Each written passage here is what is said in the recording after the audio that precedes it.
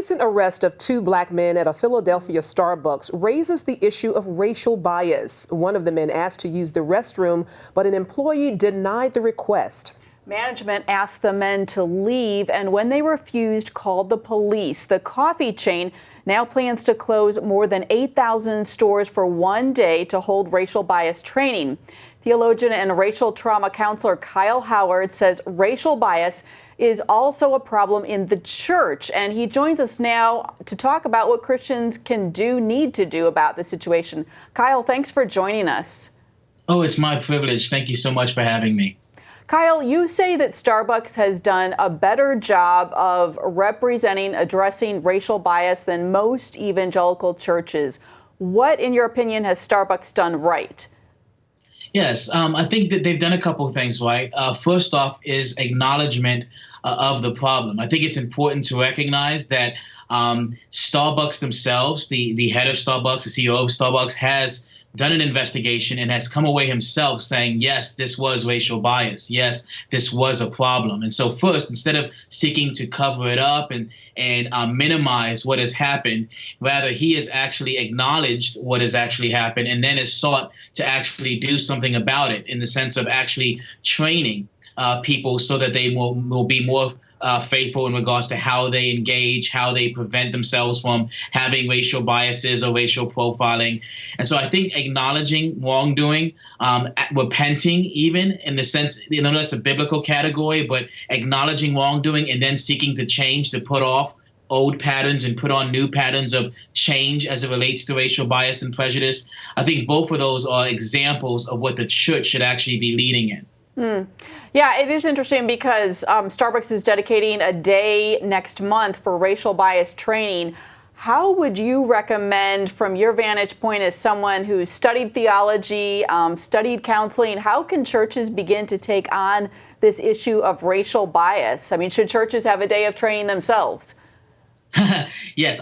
Well, first of all, I think all of America should shut down for a day and have training.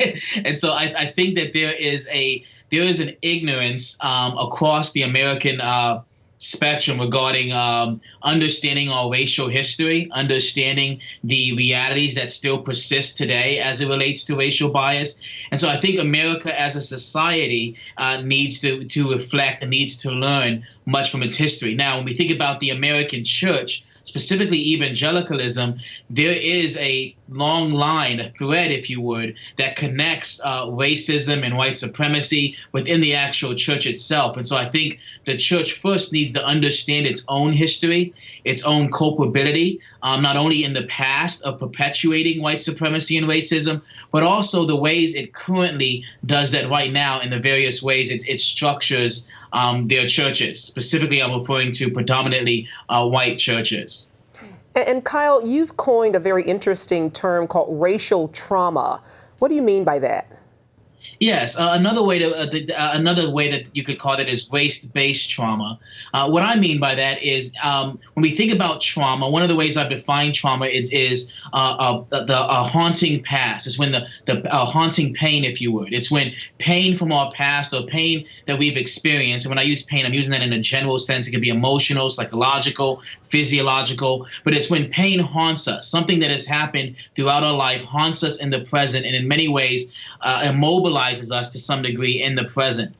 When we think about racism, I wrote an article recently on Dr. King. It's his 50th anniversary of his assassination, called King, Racial Trauma in the Church. And even Dr. King, in his letter to Birmingham jail, he speaks about the not being able to wait because of the trauma that his people, black community, is experiencing living in an airtight cage of poverty, him trying to convey to his children why they can't go to Funtown, and tears, clouds of inferiority coming over his daughter, and even the bitterness and hatred of racism welling up in their hearts. And so even Dr. King talks about the trauma that takes place of being dehumanized and the trauma that takes place of having to live in a life and live in a society and culture that is racialized, and racialized in a way in which you are considered inferior, where you are constantly worrying about whether or not you may become another hashtag, whether or not, again, the various systems in place that keep you feeling less than equal, dehumanizes you, leaving you feeling inferior, or even, again, I think of colorism and how it affects young children of color, parents of color most of them can think of the times where their children have mentioned not feeling pretty or not feeling beautiful because of the color of their skin. Well, So all of those things. Let me jump in and ask you this, Kyle. What would you say are some common kinds of racial trauma that you see happening within the church? Yes, that's a great question. I wrote an article recently called "When the Church Colonizes Femininity."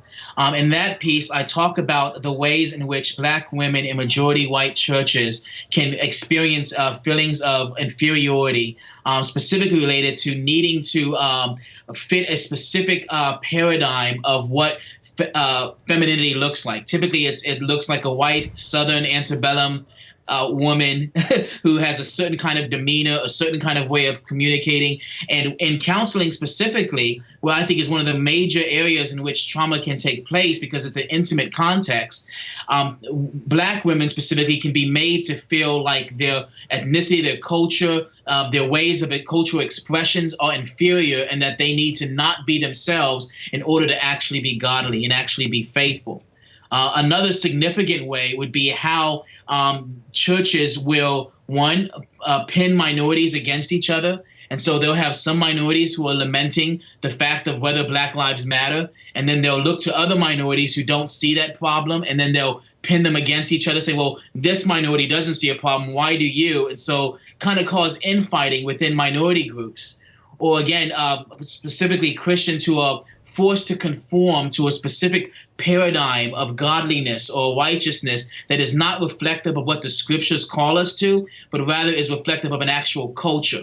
And so being told to assimilate to a culture and being told that that is actually biblical faithfulness and righteousness, when rather it's cultural assimilation. Wow. Kyle, let me ask you, popular Bible teacher Beth Moore has been speaking out about the need for racial healing in the church, and she recently participated in a march for racial equality. Why do you think it's important to see white Christians taking part in promoting racial unity? Yes, Beth Moore is a dear friend of mine. I actually drove down from Louisville to join her in that march. And so we marched together throughout that march. And one of the reasons why I did that was because I saw this sister, a white sister, who was willing to put her skin in the game. And I felt that as a Black brother who has been calling saints to do that, I was obligated to walk with her as she was actually doing that as well. And so I met her for that march and we walked together. What I would say is I think that that's what reconciliation looks like in the church. It does look like white Christians being willing to not just simply give lip service to a desire to advocate and stand with marginalized groups or people who are experiencing various forms of racial trauma, but it looks like being willing to stand and walk with them and encourage them and actually be willing to risk personal cost, even personal reputation, for the sake of standing with those who are being marginalized within a racialized society. And so I think Beth Moore did an excellent example of demonstrating what that looks like. It looks like actually going places where you are the minority even, and places where you would not typically go, but to be propelled and fueled by love to enter into contexts that are not your normal context where you are the majority, but to enter into those spaces and love in those spaces and seek to stand and advocate for those in those spaces. Yeah, I think that was a really beautiful example. I want to switch the subject just a little bit. You've also addressed the accusations against Pastor Bill Hybels at Willow Creek Community Church. And one of your concerns has been that male leaders in the church will use that situation as a reason to distance themselves from female colleagues.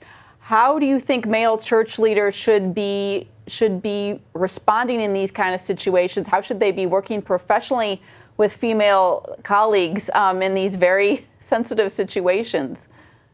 Yes, and now And I just want to be clear that I don't know the details of all the details of the situation, but what I have seen is the responses to it. And many of those responses have been leaders communicating, well, this is why we should distance ourselves more from sisters and have certain walls up. And my concern with that is that Jesus is actually the one who tears down walls.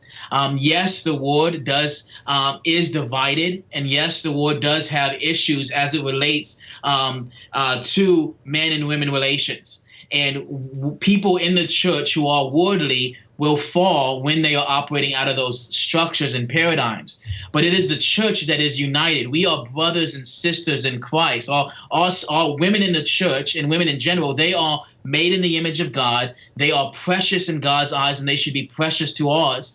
And we should be seeking to build relationships. But the problem is not a matter of whether or not we get too close to sisters. It's whether or not we are not loving them and honoring them and affording them the dignity that they deserve as being image bearers, redeemed image bearers by Christ himself. And so I don't think the goal should be we need to distance ourselves more. The goal should be we need to love better and honor more. And as we enter into relationships, express that in Christ-like ways.